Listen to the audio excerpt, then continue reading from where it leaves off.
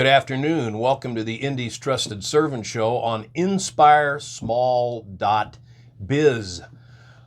I'm Danny O'Malia. I'm Indy's Trusted Servant. What is Indy's Trusted Servant? Well, I do customer service training and keynote speaking about customer service and organizational culture. I learned all of that from the hand of the master, my late father, Joe O'Malia, at O'Malia Food Markets, and even before that, from the time I was about 9 years old, he had me working in grocery stores. If you want to talk more about customer service training and keynote speaking, give me a call, 317-413-9062. What's the Indy's Trusted Servant Show on InspireSmall.biz? I like to describe it as lively local small biz and community talk where you can feel the pulse of Indy. Today my guest is a new friend, and I heard her speak at the Catholic Business Exchange about a month ago. Her name's Monica Kelsey, and she has started an organization called Safe Haven Baby Boxes. She's driven all the way from Fort Wayne to do this show. And Monica, welcome to the Indy's Trusted Servant Show on InspireSmall.biz. Thank you for having me. Well, it's great to have you. Give our viewers a little insight into how you got where you are today. Tell us a little bit about your life story, and then we'll get into the Safe Haven Baby Boxes. Yeah, I love talking about my past because it really truly shaped me into who I am today. I was adopted at birth, and after I got out of the let me back up here. I was adopted at birth. I got out of the military after high school and I decided to start searching for my biological parents. What my parents were told when I was growing up was that my birth parents were young and loving, couldn't care for me, so they placed me for adoption.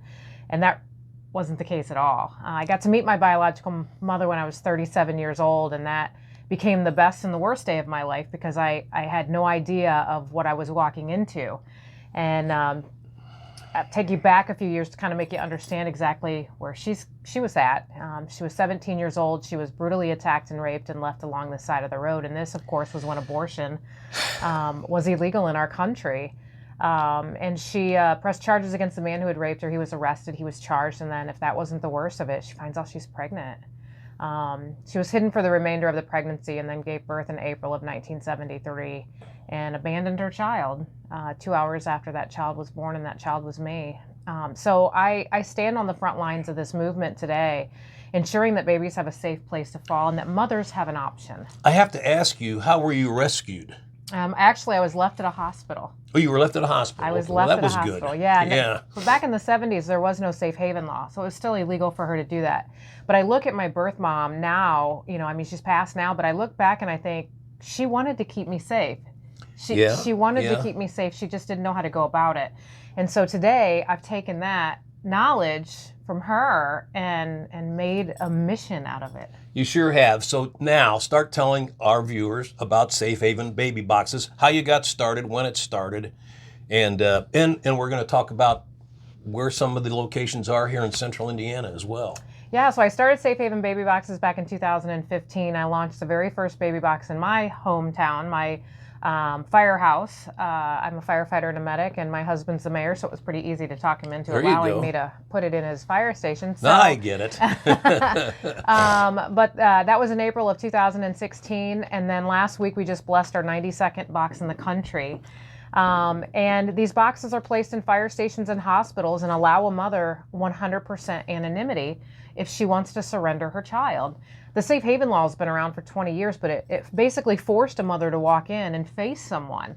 I've taken that one step further and I'm allowing these parents now to not have to feel shamed or judged. They can place their child in an electronically monitored box that calls 911 on its own.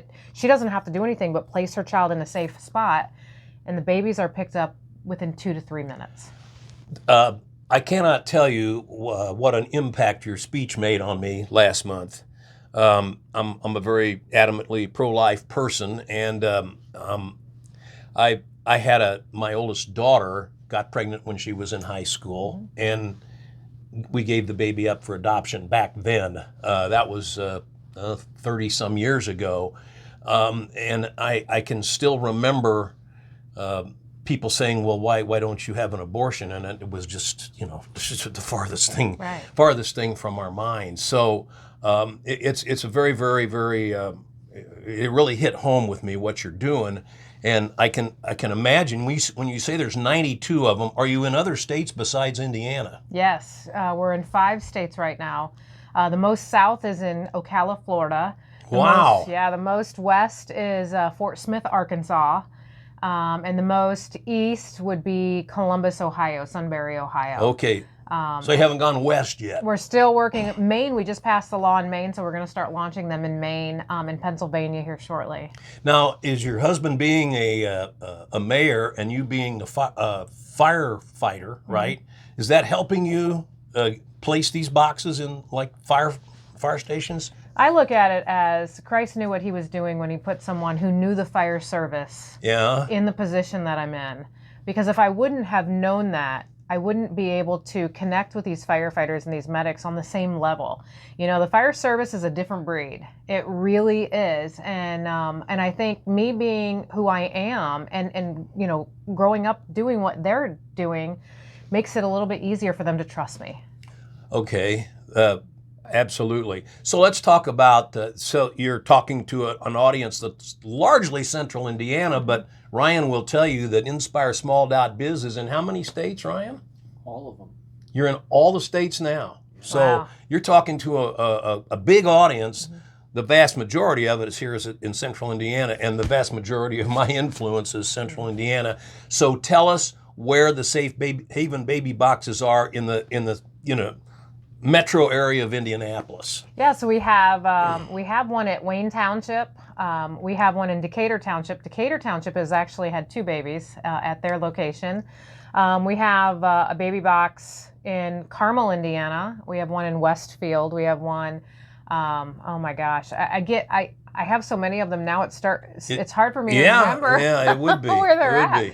But you can always find all of our locations that are up to date on our website at shbb.org. There's a location finder, so if a mom is watching that needs that information, all she's got to do is click on locations and a map will come up. SHBB, safehavenbabyboxes.com. .org. .org. Okay. .org, yep. .org. Okay. Well, we'll try to repeat that. So this is obviously a huge mission in your life. It's your life's work now. Yes. How many employees do you have? We have 9 employees. Are they all up in Fort Wayne, Woodburn area? No, actually, we have a couple that work part-time from home, in multiple parts of the country. We have a ton of volunteers that do so much. 92 boxes. And a lot of people think that we're selling these boxes. We don't sell our boxes. We lease them out so that we can control them to make sure that the locations are keeping them at 100% of the time. They have to work and they cannot fail. So we have oversight on them. And so we have to take care of now 92 boxes in facilities. So we have a crew, an operation crew that's all they do is boxes. They go around and check the boxes. Yeah, and they build the boxes. And then we have our ministry side, which is where I focus more on education in the schools spreading our mission and our ministry and our love. I'm glad you brought up the education in the schools. Let's talk about that a little bit. If somebody is a school principal or something here in Metro Indianapolis, would they be able to avail themselves of your educational services? Oh, absolutely. I speak all over. But we also have a video that schools can contact us. It's free, and it was professionally done. So this is not just something that we threw together. This is an instructional video for health classes and government classes. It's 20 minutes long, so you can do it within one period of a class, and it educates the students on the Indiana Safe Haven law. We also have a version where other states can just kind of input their state safe haven law, because it is different in every state. It's different in every state. Yeah. But if you're in the Indy area, contact us. We'll be happy to share it with you. And if you share it with your students, that's just educating them, because we may not get another chance to educate them later on down the road when they may need the services that we offer. So walk us through. Say a woman brings her baby to a safe baby box at a hospital or a fire station. What happens from there? Somebody's not watching that box 24/7. No. Okay. No. So the baby box, like I said, calls 911 on its own. So it's kind of like, and I when I talk to people that really don't understand that, the life alert buttons that older people wear around their neck. So if they fall in their home and they're not near their phone, they can just hit that button and 911 shows up. Same technology, same deal. Same concept. And so when mom opens the outside door and places baby inside, the alarms are already activating. So that fire station or that hospital knows right away. Well, we put a delay on it. We put a 60-second delay because anonymity is key. We want these moms to be able to get away. So we put a 60-second delay on these alarms. But like I said, babies are picked up within 2 to 3 minutes. They're placed in an ambulance, given medical care, of course. That's awesome. Yeah, and then taken to a hospital where the Department of Child Services gets involved to find a forever family for them. Our babies are usually with their forever families in about 30 to 45 days. When you say forever family, that's pre-adoption. That is the pre-adoptive family that's going to take this child forever. They are going to take the child forever. At 30 to 45 days, those babies will be in those homes. But they're not adopted then. Paperwork's not done, but they're with their forever families. And they're committing to adopt. Yeah, and these children get to bond. That's the most important part, is these kids need to bond with their right parents. Away. Yeah. That's fabulous. Have you ever had, how many babies have been deposited in these boxes, would you say? So since November of 17, we've had 14 babies in our boxes, and 115 women hand their child over to medical personnel at the fire stations and hospitals. Oh! So we've had we've had a huge number of women come through our program. And a lot of people don't really understand that we don't recommend the box to these women who call us. We recommend that they walk into a fire station and hand the child to a person. One of the babies at Decatur Township was handed to a firefighter there. At my firehouse in Woodburn, we got a baby in February of 2019. There was a box right there, but we talked her into walking in and handing the child to a person. That's okay. That's interesting. I had no concept when I was listening to you speak before that most of the women hand the babies off to the firemen or in the hospital. Have you had a baby yet that was in any kind of dire physical harm? No? Okay. No, I mean, we've had a baby that was addicted to drugs, that's something that we honestly we have all the time, whether the baby's abandoned or surrendered or not. I mean, babies today are being born with marijuana and stuff in their system, so we knew that we were going to get some of these babies, but they're all full term and healthy. And the little girl that we did get in our box that was addicted to drugs, she's 2 now, and she meets all her milestones. I mean, she's perfect, So we're just giving these children another option, or these mothers another option to keep their child safe. Let's talk about these adoptive parents, and what do you call them? Forever parents? Forever families. Forever families. Yep. How do you find those folks? Well, actually, the Department of Child Services does, because they vet the families that have the home studies and the financial means and stuff like that. And they do a really good job. One of our babies was Hispanic, and the family that she was placed with is Hispanic. And you look at this, they look like they're biologically hers. I mean, it's a perfect match. So they do a good job of placing these babies with families. Well, it's nice to know that a government agency is working with you guys. Well, they don't really work too well with us, but in the case of our babies, we have really streamlined this process to where we do what's best for the child, always. And that's really what's best for these children, is to be with their forever families right away. Oh, that's fantastic.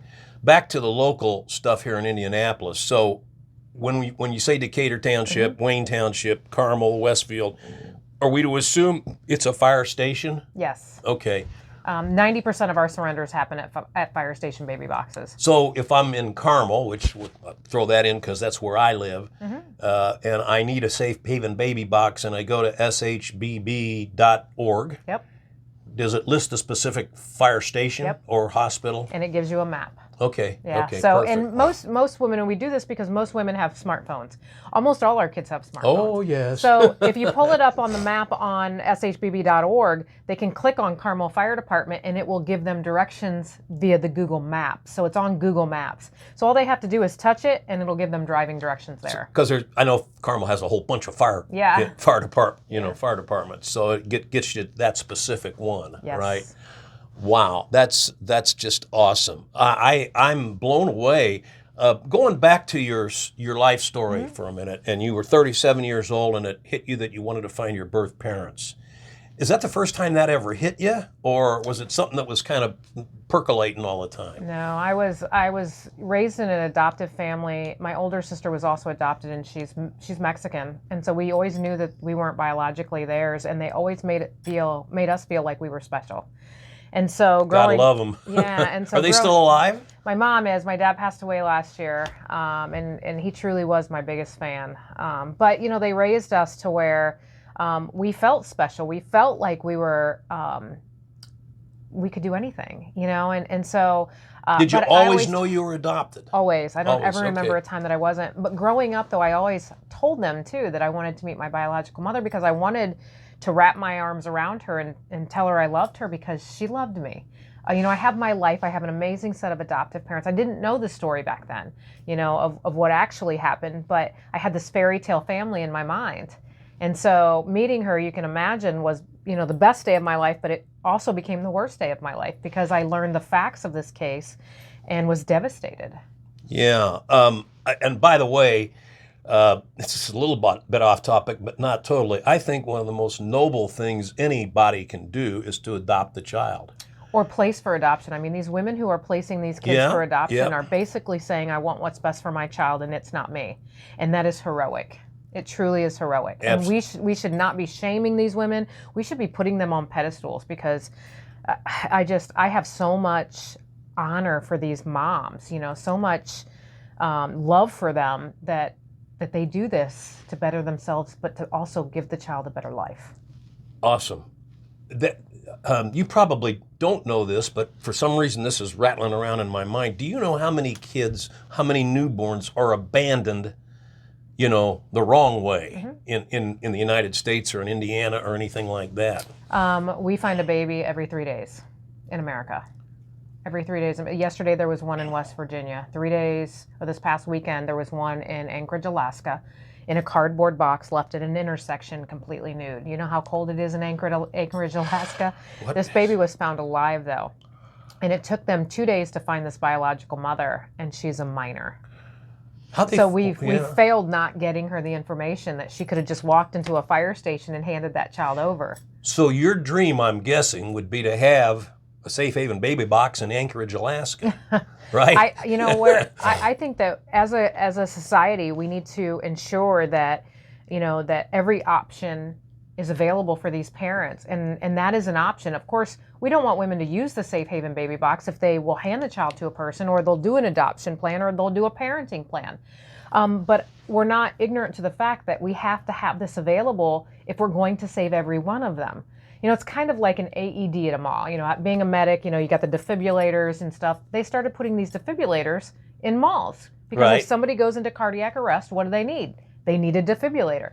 You don't want somebody to go into cardiac arrest in a mall, but you're thankful it's there if they do. Absolutely. So the baby box is the same concept. Of course, we don't want it used, but we don't want to find a dead baby in our community either. So if it is going to be used, we want it to be used, but we don't want to not have it when we need it. I'm completely surprised about the percentage of women that hand them over.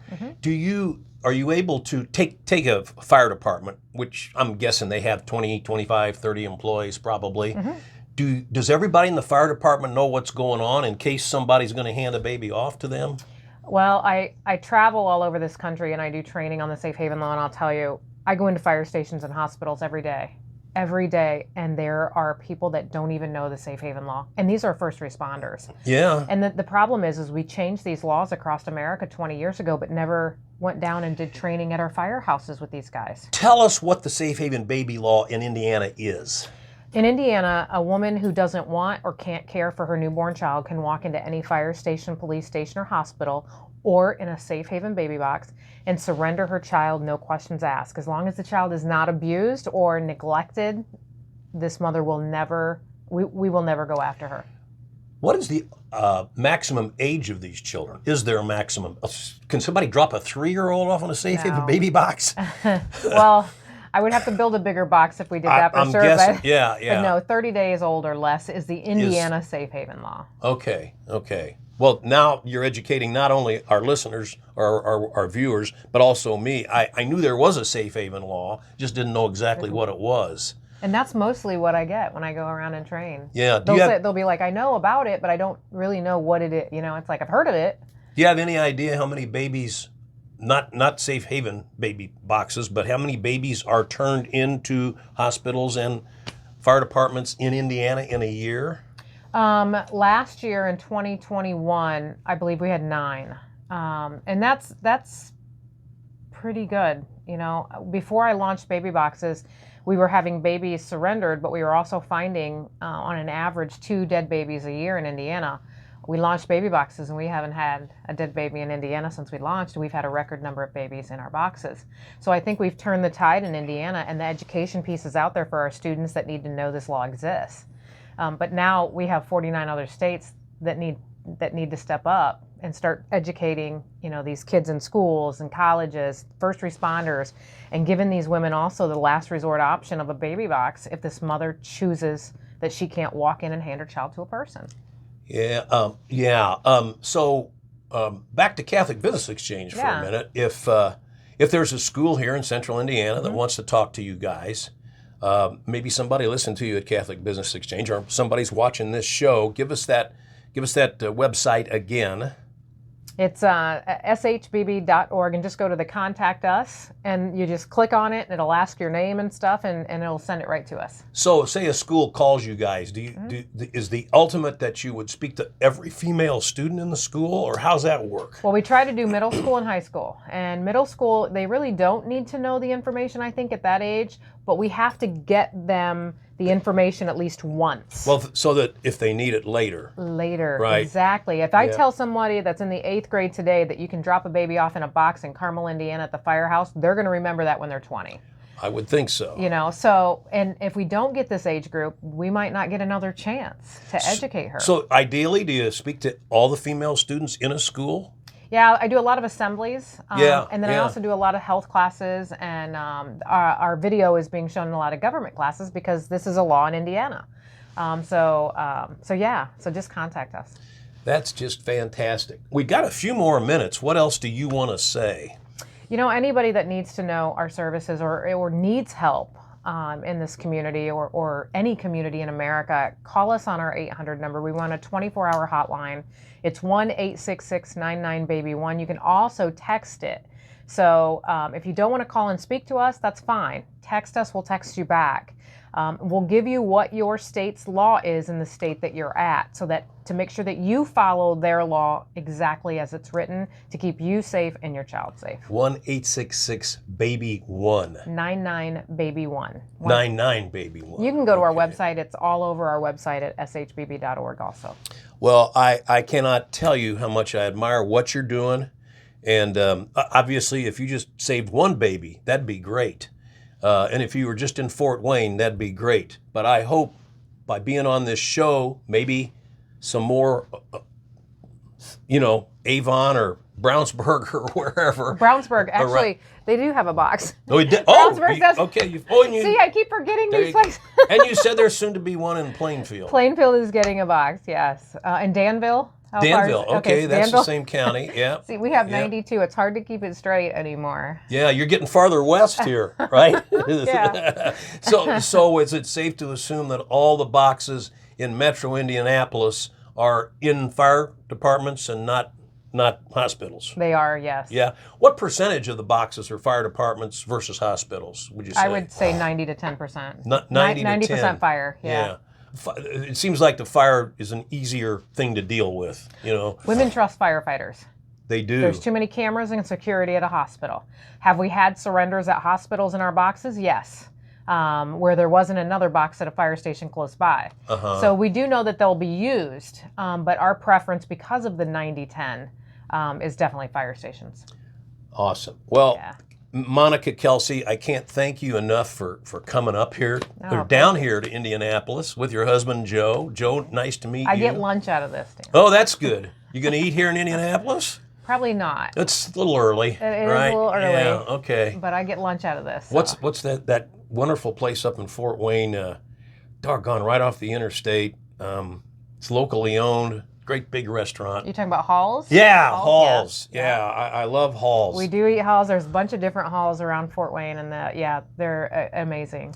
Well, Monica Kelsey, Safe Haven Baby Boxes. Give us the website and the phone number again. The website is shbb.org, and the phone number is 1-866-99-BABY-1. Thanks for being on the Indy's Trusted Servant Show on InspireSmall.biz. Next week, my guest will be a client and friend, Albert Gonzalez. He is with Teachers Credit Union and their mortgage division, and he's going to talk about the home market. So listen to watch the Indy's Trusted Servant Show on InspireSmall.biz every Monday at 3 o'clock. And don't forget, you can dial up former shows just by going to that website. And again, Ryan Henry, thanks for having us.